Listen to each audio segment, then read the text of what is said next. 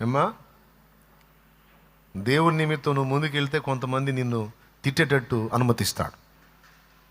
తిడతారు వచ్చి, నువ్వు కూర్చొని ఏడుస్తావు. చూసావా ప్రభు ఎంత మాట అన్నారు, ఎంత మాట అంటావు. ఇంత మాత్రానికి ఏడుతాడు, ఎరుమోహం దాన్ని. నీకు బహుమానం ఏమి ఇవ్వాలి నేను? కొంతమంది నిన్ను ముఖం మీదనే దూషించేటట్టు, కొంతమంది నీ సువార్తను అడ్డగించేటట్టు, కొంతమంది నీ ద్వారా జరిగే పనికి శత్రువులుగా మారి నీకు ఎదురు తగిలేటట్టు, నీ ఇంటి వారే నీకు శత్రువులు అయ్యేటట్టు, నీ సొంత వాళ్ళే నిన్ను ద్వేషించేటట్టు, వాళ్ళకి నిన్ను చూస్తే ఒక పురుగును చూసినట్టు ఉంటుంది, నిన్ను చూస్తే ఒక అసహ్యం, ఒక శత్రువే. నువ్వు కనపడితే శత్రువే. మళ్ళీ నువ్వు క్రీస్తులో లేనప్పుడు అందరూ నీకు గౌరవించారు, ప్రేమించారు, నీకు భయపడ్డారు. ఇప్పుడు క్రీస్తును బట్టి నిన్ను ఒక శత్రువుగా చూస్తారు. నీకు బాధ. ఒక్కోసారి కూర్చొని ఏడుస్తావు, ఎందునైనా నేను వాళ్ళకి చేసిన అన్యాయం, ఎందుకునైనా నన్ను మీద అంత విషపు చూపు నిలిపారు, అంత శత్రువుగా నన్ను చూస్తున్నారు, నా ఇంటి వాళ్ళే నాకు ఎందుకు ఇలా చేస్తున్నారయ్యా. మరి కొలిమి కావాలి కదమ్మా. మరి త్యాగం, నీ ఓర్పు, నీ సహనం, నీ త్యాగం, నీ ప్రతిష్ట, నీ భారం, మరి ఇవన్నీ లేకుండా అసలు ఏ సేవ ఎందుకు అవుతుంది? అది సేవ అంటేనే త్యాగమే నాయనా. క్రీస్తు కొరకు బ్రతకడం అంటేనే ఒక త్యాగంతో కూడిన, సవాలుతో కూడిన వ్యవహారమే. ఎందుకు నాయనా నేను అందరికి శత్రువునయ్యానంటే, అది క్రీస్తును బట్టి అయితే ఇంకా ధన్యత, సేవను బట్టి అయితే ఇంకా ధన్యత. 100 మంది కలిసి పచ్చి తిట్లు నన్ను తిట్టారు అనుకుందాం. రేపు ఆయన ముందు నిలబడినప్పుడు వీడు నా కోసం ఎన్ని దూషణలు పొందాడో తెలుసా? రా నా కుమారుడదా, చాలా దూషణ పొందావు నాయన, ఇదిగో ఆ దూషణకు ప్రతిగా నీకు భూషణ ఇస్తున్నాను అంటాడు. దూషణలన్నీ భూషణములుగా. ఏమండి, ఇదంతా ఎందుకంటే యేసయ్య కూడా చీటికలో అందరినీ రక్షించగలడండి, కానీ ఆ చీటికలో రక్షించలేదండి, సిలువనికి రక్షించాడండి.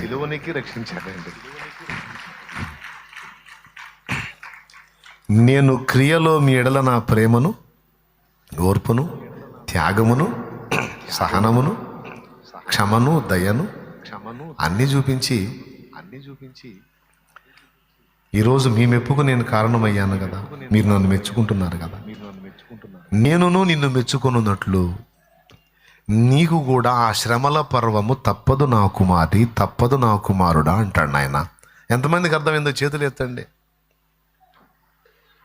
వాస్తవా కాదా చెప్పండి మీరు?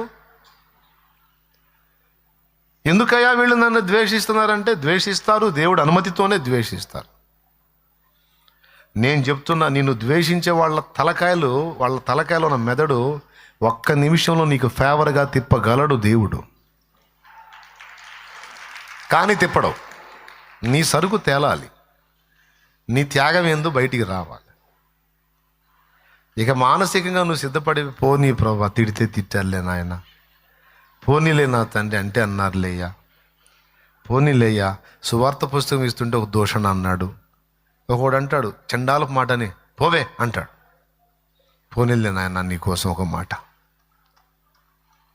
రే పోరా, తెల్లోళ్ళకి పుట్టావా పోరా అంటాడు, పోనీలే నాయన నీకు స్తోత్రం, నీ కోసం ఒక మాట పడ్డాను తండ్రి స్తోత్రం. దేవుడికి తెలియదా వాడు ఆ మాట అంటాడని? తెలిసే నీ ఆ మాట తినేటట్టు చేస్తాడు.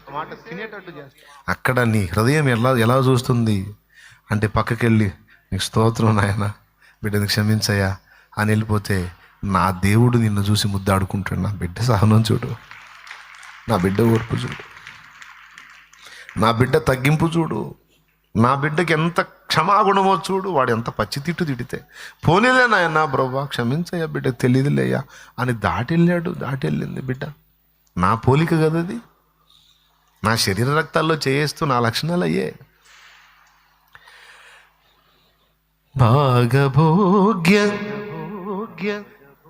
భాగ్యభోగ నిధులు లేని భారభరిత సేవ, బాష్పశిరులలోన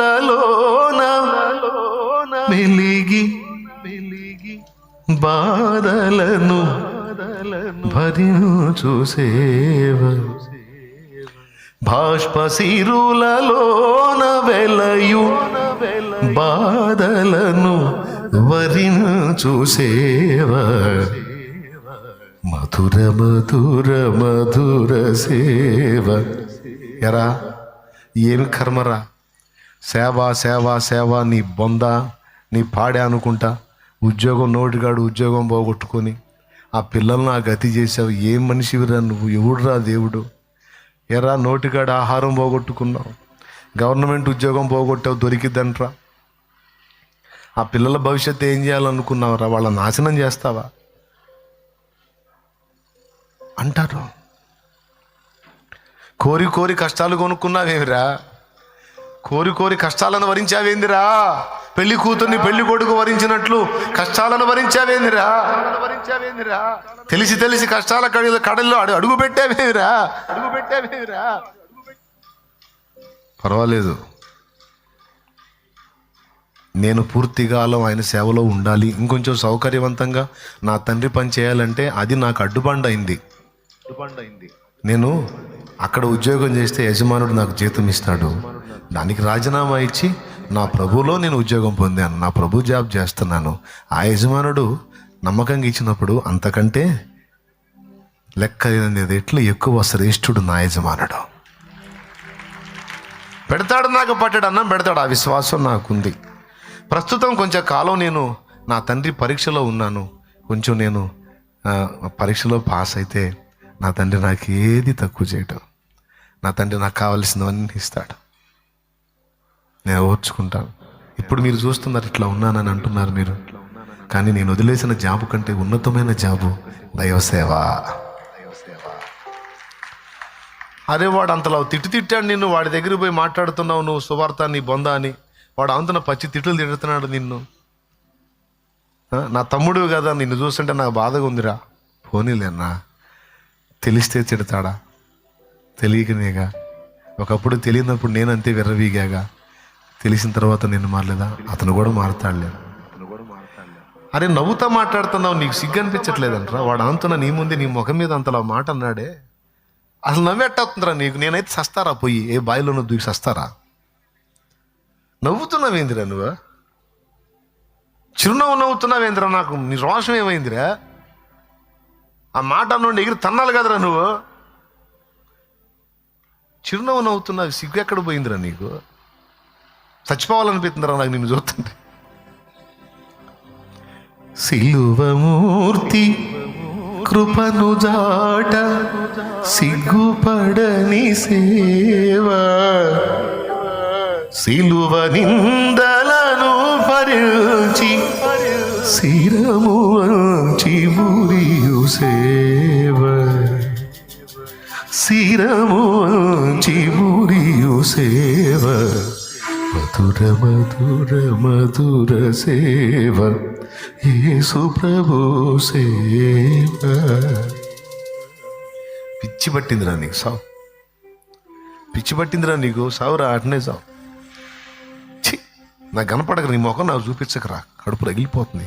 ఎట్ట పుట్టావు? నా తమ్ముడిగా పుట్టావు, ఎట్ట పుట్టావే నువ్వు? నాకు చెల్లిగా పుట్టావు, నా కర్మగాలి దరిద్రపు దాన్న. ఎట్ట పుట్టావి? నేను అక్క అనాలంటే అన్న అక్క అనాలంటేనే నాకు రగులుతుంది, నాకు కడుపు మంట. నా ముందు కనపడబా, ఎవరే నువ్వు? అడక్క తిని దానిలా కొంపలం పెట్టి తిరుగుతాను అమ్మాయి అనుకుంటా. ఏం కర్మే నీకు? నమ్ముకున్నావు సరే, యేసుప్రభువుని నమ్ముకున్నా, ఉండవు నీ ఇంటో నువ్వు ఉండవు, కొంపలం పెట్టి తిరిగి చెబుతావే పనికి మాలిందాన్ని. నా ఇంటి ముందుకు వచ్చాడు మరి చెప్పుతో కొడతావా? అనిపించుకున్న అక్కలు ఉన్నారు, అనిపించుకున్న చెల్లెళ్ళు ఉన్నారు, అనిపించుకున్న తమ్ముళ్ళు ఉన్నారు, అనిపించుకున్న అన్నలు ఉన్నారు, అనిపించుకున్న తల్లులు ఉన్నారు, తండ్రులు ఉన్నారు. ఆయన లెక్క చేయాల. లోకంలో పోతే లోకులు. నీ తల్లి నిన్ను తిడితే 100 మంది తల్లులు నీకు వచ్చేస్తారంతే యేసు నామములో.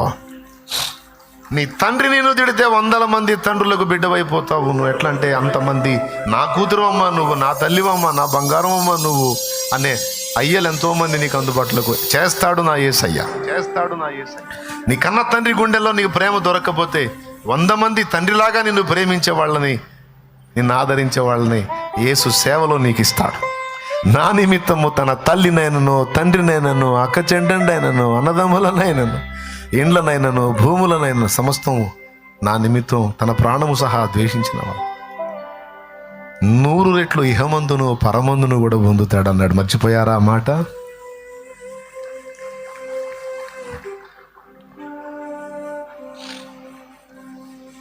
వందల మంది అన్నలను ఇస్తాడు, 100 మంది చెల్లెలను ఇస్తాడు, 100 మంది అక్కలను ఇస్తాడు, తమ్ముళ్ళని ఇస్తాడు. అయితే ముందు భరించాలి. 100 మందిని ఇస్తాడు. అమ్మా చెప్పండి, ఇప్పుడు ఈ రకంగా దేవుని పనిలో ముందు శ్రమ పడాలి. ఆ తరువాత నీ సంగతి దేవుడు చూడాలి. తమ్ముడా, ఇది ఫైనల్. చూడాలి, మాటలు పడాలి, తిట్లు పడాలి, దెబ్బలు తినాలి అవసరమైతే. ఎన్ని బాధలైనా పడాలి. అక్కడ మన త్యాగం, ఓర్పు, సహనం, దేవుని ఎడల మనకున్న ప్రేమ, ఆత్మరక్షణ కొరకు మన గుండెల్లో ఉన్న భారం మొత్తం నా తండ్రి చూస్తాడు. నా తండ్రి చూసి నిన్ను మెచ్చుకొని ఇక చాలు అని ఆయనకు అనిపిస్తే అప్పుడు తిప్పుతాడు జనాన్ని నీ వైపు. అప్పుడు తిప్పుతాడు. ఆ తిప్పిన నాడు నిన్ను తిట్టిన వాళ్ళు కూడా వచ్చి వందనాలు చెప్తారు. అయ్యా ఇట్లా అనుకోలేదురా. ఏబు శ్రమ కొలిమిలో ఉన్నప్పుడు కుటుంబీకులు ఎవ్వరూ రాలేదు. శ్రమ కొలిమి తీరిన తర్వాత దేవుడు వారి హృదయాలను ఏబు తట్టు తిప్పిన తర్వాత అక్క చెండ్రెండ్రు, అన్నదమ్ములు అందరూ వచ్చారట. వచ్చి అందరూ ఏబుకు ఉంగరం పెట్టి, అక్కలు తమ్ముడిని పట్టుకొని ఏడ్చారు. ఎన్ని బాధలు పడ్డావయ్యా ఏబు, నీ బాధల్లో నీకేం చేయలేకపోయాను రా ఏబు, నీ బాధలన్నీ తలుచుకుంటుంటే గుండె ఆవిరైపోతుంది అయ్యా, ఎన్ని బాధలు పడ్డావయ్యా, అయ్యా అయ్యా అని ఏడుస్తాడు. ఇదేందిరా, బాధల్లో ఉన్నప్పుడు వీళ్ళెవరు రాలేదు, ఇప్పుడు ఎన్నంతల ఆశీర్వాదం వచ్చిన తర్వాత ఆశీర్వాదంతో పాటు వీళ్ళ ఆదరణ అనే ఆశీర్వాదం కూడా వచ్చిందే. ఆనాడు ఈ ఆదరణ కనీసం అన్నీ పోయినా ఆదరించే వాళ్ళు లేరని ఏడ్చానే. ఆనాడు ఆదరణ కూడా నాకు దూరం అయిపోయింది. ఈనాడు అన్నిటితో పాటు ఆదరణ కూడా. అనుకొనని శ్రమలెన్నో ఎదిరించిన ఆత్మీయుల ప్రేమని. ఏమో నా ఏడుపు, నా దుఃఖము నీకు అంత ఇంపుగా ఉంటారా అనే కానీ ప్రభు, ఈ కన్నీరు అలా ధారాపాతంగా సాగని ప్రభు. ఏమనాలి? నా ఈ వేదన. అక్కడి నుంచి తిరిగా మనం ఈ మ్యాటర్ అంతటికి. నీ దెబ్బయని మౌనముగా సహింతును ప్రభువా. దేవునికి మహిమ. అది ఏ విధంగా కొట్టినా, ఏ విధంగా నలిపినా నా మేలు కోసమే గయ్యా. నీ సన్నిధిలో, నీ హస్తములో నలుగుట నాకతి ప్రియము గదయ్యా. నిజంగా బాగా నలుగుళ్ళు ఉన్నప్పుడు ఎట్లాంటి పాటలు వస్తాయి? అన్నీ బాగుండి ఆరోగ్యంగా ఉండి ఎగిరెగిరి పడేటప్పుడు రావు ఎట్లాంటి పాటలు. బాగా తోముళ్ళలో ఉంటాను చూడు, అప్పుడు కదిలితే ఏడిపోతుంది. అప్పుడు దీన మనసు వచ్చిద్ది, దీనంగా దేవుణ్ణి వేడుకోవటం వచ్చిద్ది. ఎంత బాగా చెప్తున్నారయ్యా. నేను నా మార్గాలనే జాగ్రత్తగానే చూసుకొని నడుస్తున్నా ప్రభా. తప్పు చేయకూడదు, ఇలా ఉండకూడదు, ఇలా ఉండకూడదు, అన్నీ చూసుకొని నడుస్తున్నాను. అయినా ఏదో వేదనలు ఎక్కువైపోతున్నాయ్యా. ఎందుకయ్యా? ఏదో నాలో తేడా ఉంది, చూసావు, బ్యాలెన్స్ చేస్తున్నావా? పోనీలే నాయన. అయ్యా నేను మంచివాడిని కాదయ్యా, నేను మంచిదాన్ని కాదు, నాకు న్యాయమేలే, నాకు న్యాయమే నాయన నువ్వు అట్లా చేయటం. నిన్ను నిందించనయ్యా, ఒక్క మాట కూడా నిన్నాను.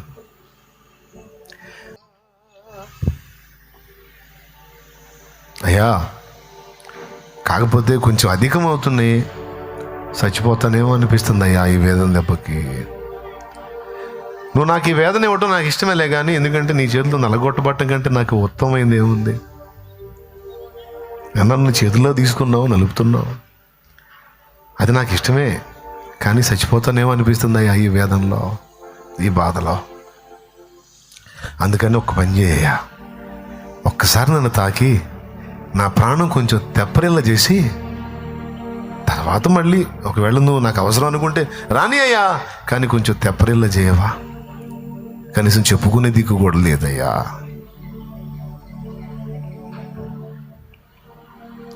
అర్థం చేసుకునే మనుషులు లేరయ్యా, ఆదరించే హృదయాలు లేవయ్యా.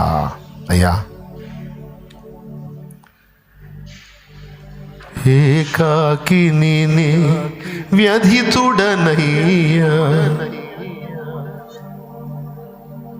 అధికంబులు నా గాయములయ్యా.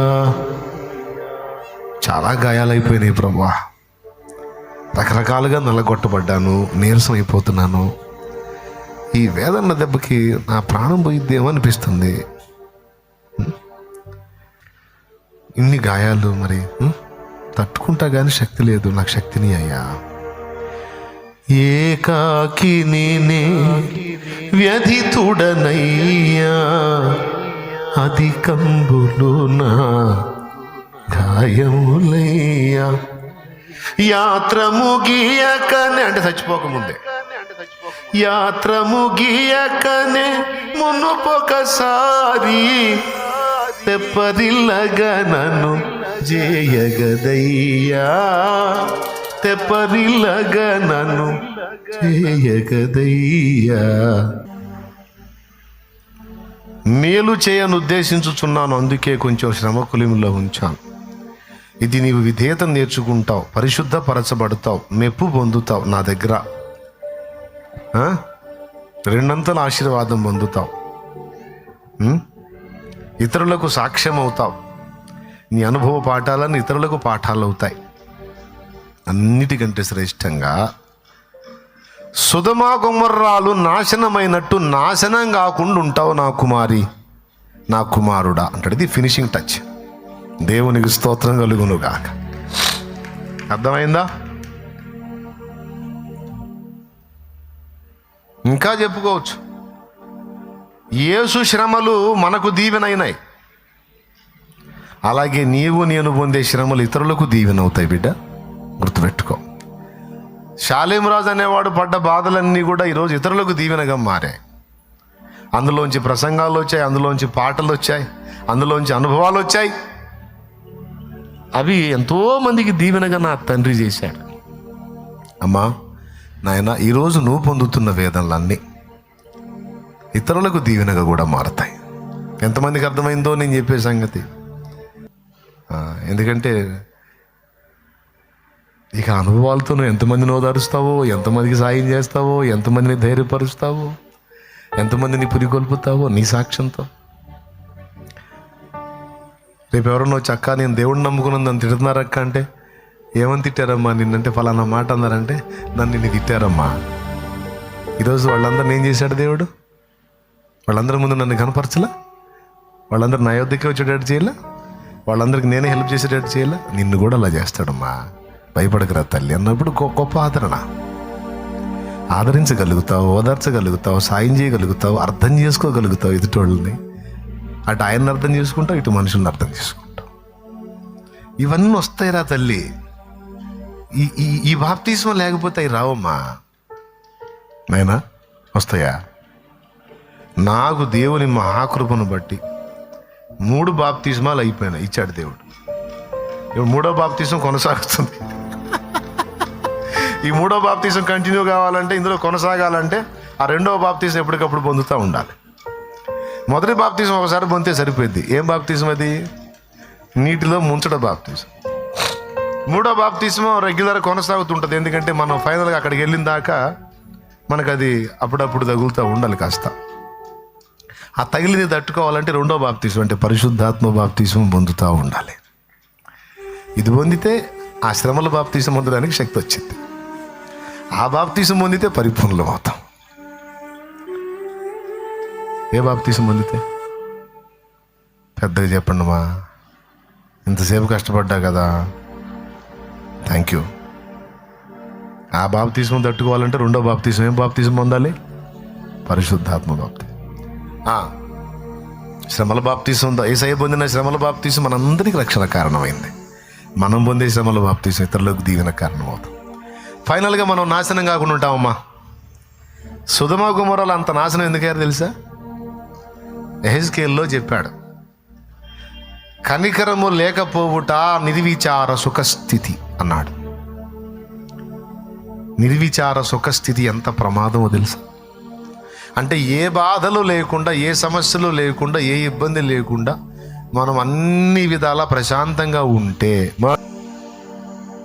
ఏ శ్రమ, ఏ బాధ, ఏ ఒత్తిడి, ఏ ఇబ్బంది లేకుండా నువ్వు ప్రశాంతంగా ఉంటే నీ పరిస్థితి ఎలా అయిపోయింది అంటే సొదొమ గొమొర్రా వాళ్ళ పరిస్థితి అయిపోయింది. బాలు మొదలుకొని ముసలాళ్ళ వరకు ఎంత కామ వికారానికి లోనయ్యారంటే, లోతింటికి వచ్చింది 2 పురుషులైతే ఆ పురుషుల్ని కొట్టడానికి వెళ్ళారు వీళ్ళు. ఎంత కొవ్వెక్కి, ఎంత బరి తెగించి, ఎంత నీచానికి దిగజారంటే, ఎందుకు అలా అయిపోయారంటే యెహెజ్కేలులో చెప్పాడు, నిర్విచార సుఖస్థితి. ఇప్పుడేం జరిగింది తెలుసా?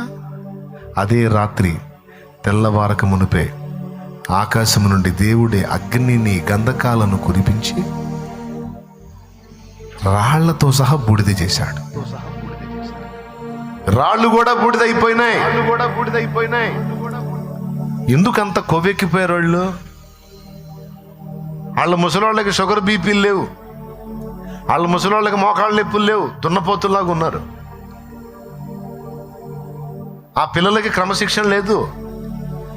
ఇక ముసలోళ్ళు బాలురు ఎట్టయ్యారంటే ఇక యవనస్తులు ఎంత ఎంత ఎంత నీచంగా ఉండుంటారు ఊహించండి. అందుకే ఒక్కడిని కూడా తప్పించుకొని ఇలా, అది కూడా టెండర్ డే టైం పెట్టలా, నైట్ పెట్టాడు.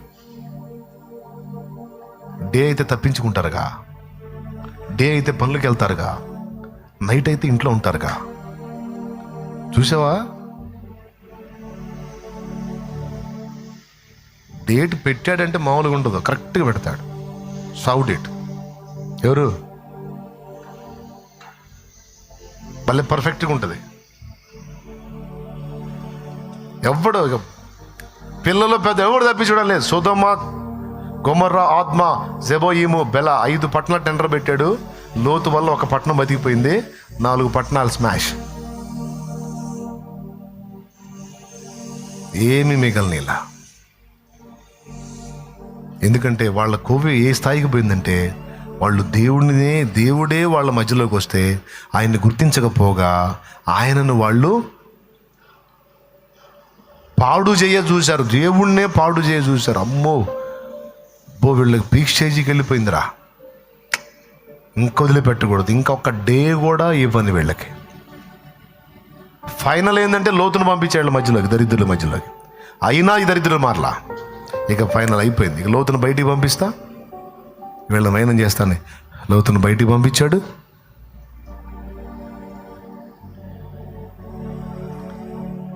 ఇప్పుడు చెప్పండి, సుఖం కావాలా, శ్రమ కావాలా?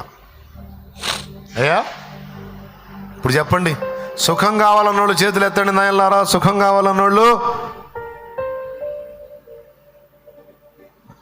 అన్నా, మేము క్షేమముగా ఉండునట్లు, సొదొమ జాతోళ్ళలాగా మేము మారకుండునట్లు, మేము 2 దీవెన పొందినట్లు, ప్రభు కృప పొంది విధేయత నేర్చుకున్నట్లు, దేవుని ఎదుట మెప్పు పొందినట్లు, దైవ సేవలో దేవుడు మమ్మల్ని మెచ్చుకున్నట్లు, మేము పరిపూర్ణలు మగునట్లు మాకేం కావాలి? పెద్దగా చెప్పండి, అందరూ చెప్పండి. రైట్, బాగా అర్థమైంది.